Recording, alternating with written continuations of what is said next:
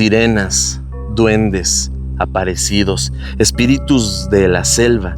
Esto y más se cuenta sobre el Cerro de la Campana. Acompáñame a conocer su leyenda. Estoy ubicado en el Cerro de la Campana, como bien lo he dicho. Si lo buscan en internet, está como el Cerro del Sol. Sin embargo, es muy interesante la historia que rodea este lugar. Hoy ha sido deforestado o apropiado por personas que están haciendo siembras. Aquí estoy en un sembradío de naranja. Sin embargo, la vegetación original es de este modo: selva alta perennifolia. Pero lo más intrigante es que en la punta de este cerro, que es uno de los más altos de toda esta zona, entre Papantla y Cuetzalan y Ayotosco de Guerrero, que repito, está entre Veracruz y Puebla, justamente en la línea divisoria, es un lugar que tiene, o tenía más bien hasta la punta, una laguna. Pero no era una laguna común y corriente. No soy biólogo, sin embargo, le podríamos llamar pantano. Se llama el Cerro de la Campana por la siguiente leyenda. Se cuenta que en la época de los cristeros, el pueblo de Tenampulco había comprado una campana de oro. Era muy interesante ver que estaban posicionándose apenas como pueblo. Aquí se habían asentado algunos españoles, entonces había riqueza dentro de toda esta zona totonaca.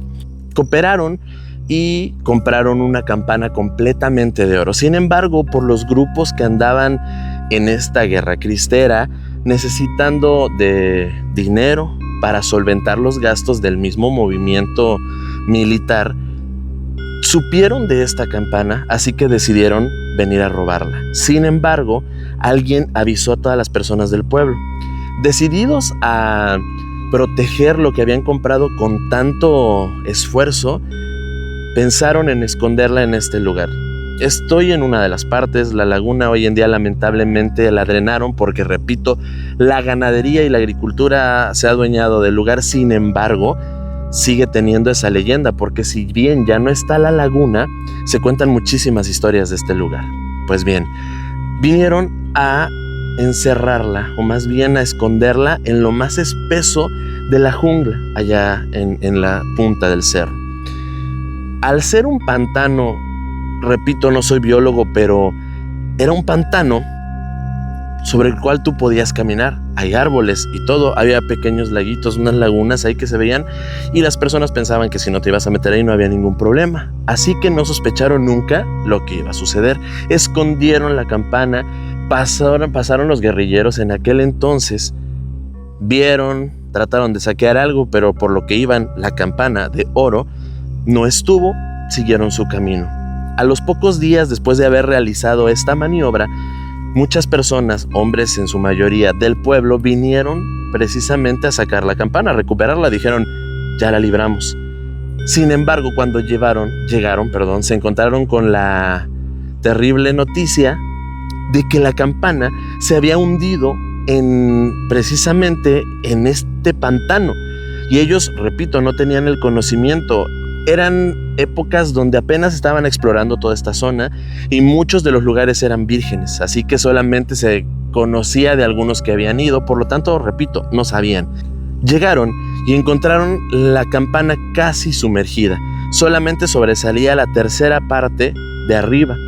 Decidieron que la iban a recuperar.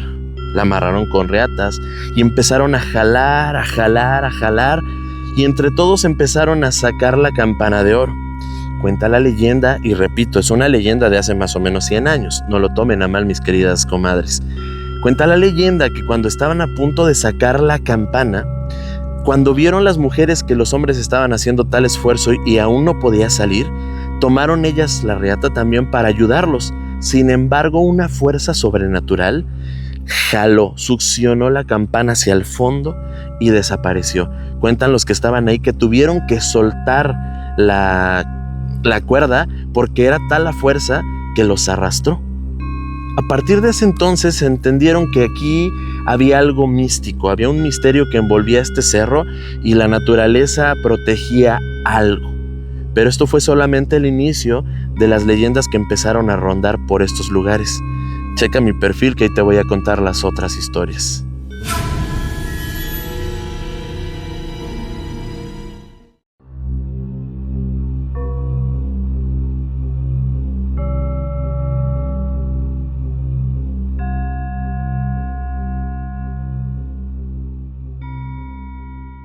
Pues bien, después de que la campana se enterró en la laguna, en el pantano de este cerro, se comenzaron a hablar de cosas muy extrañas que sucedían. Entre ellas se hablaba de la historia de un señor que se dedicaba a la cacería. Les comparto un poco de la vista. Bueno, vamos a caminar y si no se me sale el corazón, les platico. Pues existía un señor en estos lugares, es una historia que se cuenta, pero de verdad este señor existió. Mi abuelito me platicaba, sí, era hijo de tal persona, él era hermano de tal, tenía un nombre, pero tenía un apodo que era Juan Tochero. ¿Por qué? Él se dedicaba a agarrar tóchil. En estos lugares el tóchil es el armadillo. Sin embargo, en las noches se venía a quedar aquí, al Cerro de la Campana, porque estos animales que se llaman cuautuzas, que era otro de los animales que él cazaba, salían en la noche. Eran precisamente como tuzas, pero muy grandes. Entonces, para poderlas cazar, él tenía que tirar su petate sobre el piso y dejarles comida y una trampa en donde veía los montones de tierra. De este modo, cuando saliera el animalito, él los cazara. Él fue el que platicó y después muchos otros lo comprobaron que aquí, en el Cerro de la Campana, el 24 de junio a la medianoche, que es el día de San Juan, la campana que está enterrada en este cerro suena. Dicen que da 12 campanadas y al final un gallo canta. Lo comprobó, se quitaba de la tierra para ver si estaban sonando las campanas del pueblo y a lo mejor se escuchaban hasta acá, pero no, era debajo de la tierra. Se decía que el Cerro de la Campana era un lugar encantado.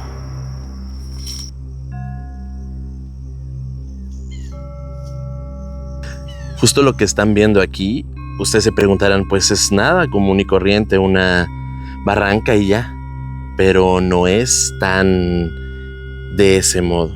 En este lugar se cuenta que al fondo, en esa hondananza que está cerca de la antigua laguna del Cerro de la Campana, del antiguo pantano, se habla de seres extraños, específicamente duendes. En esta zona era muy conocido o muy hablado de que los duendes eran niños pequeñitos, encueraditos, decían aquí, con rostros avejentados.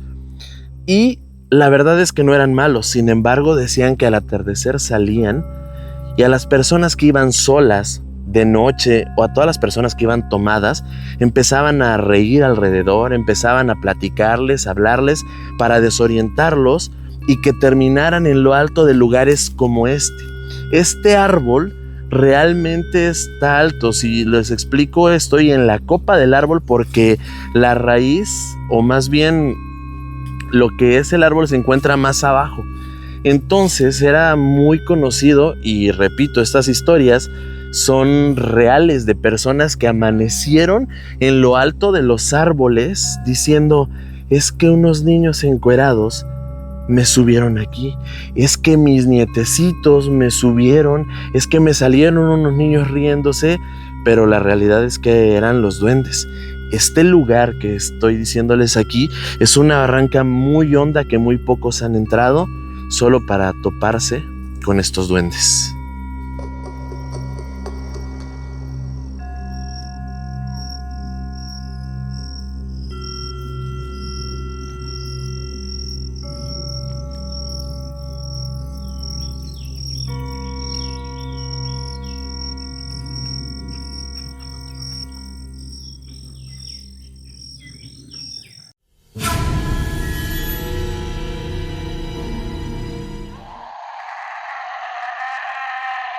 Seguimos con estas historias de mi pueblo, Tenanpulco, y hoy les quiero platicar una muy interesante y muy escabrosa. En estos lugares, como ya les he dicho, acostumbran llamarle al demonio fraile. La verdad es que no sé de dónde viene ese término, pero así decían. Se le apareció el fraile, le dio una revolquiza al fraile ¿Y a qué se referían con estos términos? Bueno, para explicarles mucho mejor les quiero contar esta historia. Se queda como leyenda, pero esta persona realmente existió y con mucho respeto la voy a contar. No voy a decir el nombre precisamente porque si algunas personas de mi pueblo lo ven y algunos familiares escuchan este nombre, puedan ofenderse. Simplemente les voy a platicar la historia. Bueno. El rancho de antes, toda esta zona de sierra, era muy diferente. Antes era mucho más tupido y había lugares casi de espesos como este que les voy a mostrar, donde incluso en el día se veía oscuro. Estaba tan tupido de árboles que los rayos del sol no pasaban tan fácilmente. Ahí está Scooby. Y los caminos pasaban a veces por estos lugares. Este era el camino de un señor que vivía en el rancho y acostumbraba todos los domingos a ir a comprar al pueblo. En unos videos cuando empezaba la página ya les platiqué esta historia, pero estoy seguro que no todos la han visto, así que me gustaría contarles con lujo de detalle qué sucedió. Este señor acostumbraba ir los domingos, que es como plaza, ¿sí? Los domingos salen, las personas venden frijol, las personas venden azúcar, etcétera. Se hace una plaza y las personas del rancho acostumbran ir a comprar. Solamente que el protagonista de esta historia tenía la maña de que siempre que iba a comprar, pasaba a la cantina a echarse su aguardiente. Por lo tanto, no le importaba si se le iba el tiempo y podía regresarse a la medianoche, 1 de la mañana, hasta atrás, hasta las manitas. Y así pasaba y así pasaron muchos años sin que sucediera nada. Sin embargo, cierta noche, en un lugar justo como este que les estoy contando, donde pasaba el camino hacia su casa y pasaba la vereda, se topó con algo inusual. Cuando iba caminando una voz extraña, él cuenta que gruesa, imponente, le habló. Lo llamó por su nombre y le dijo: ¿qué estás haciendo a estas horas?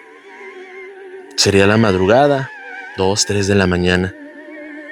¿Qué estás haciendo aquí y a estas horas? ¿Que no sabes que estos son mis lugares y mis horarios? Dicen que no daba crédito. Él se volteaba a ver a todos lados, pero no veía nada. No había nadie, solamente era él y su sombra. Claro, estaba muy oscuro. Sin embargo, por más que preguntó: ¿quién eres? ¿Dónde estás? Aquella voz no contestó y le siguió diciendo: has de saber que estas son mis horas y estos son mis terrenos. Por aquí tú no vuelves a pasar. Le pegó, y a esto se refieren en estos lugares con le dio una revolquiza. Le pegó, pero no mucho. Lo dejó arañado con moretones y le hizo una última advertencia. Si tú vuelves a pasar por este lugar a estas horas, no te va a ir tan bien como ahorita.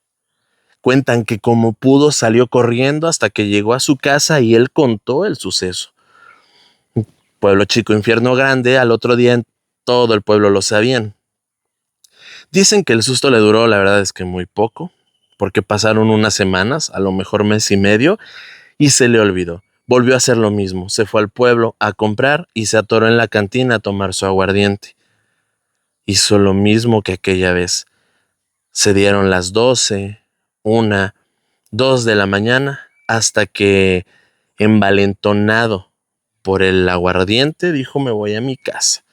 Seguramente ni te pasó lo que nos platicaste, chismoso, le decían. No pasa nada, a mí el demonio me la...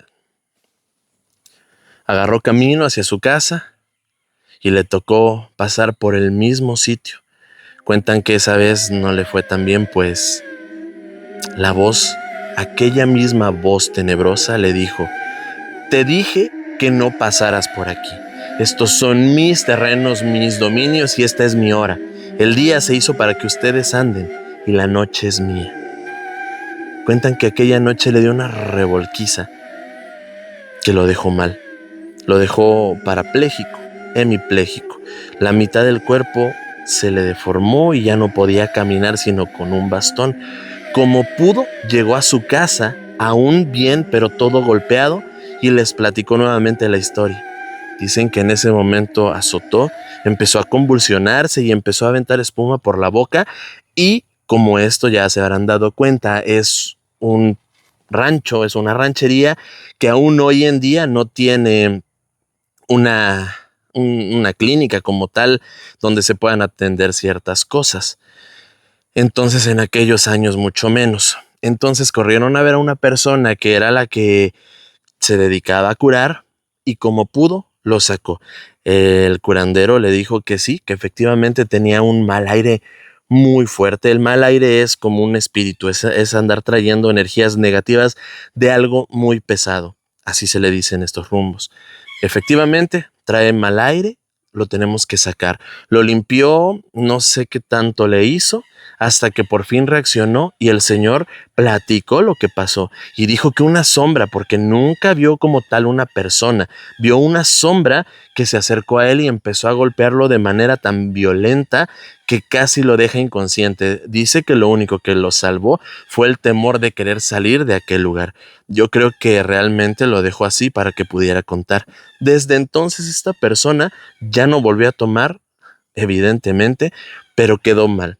Quedó sin movilidad de un brazo y de una pierna.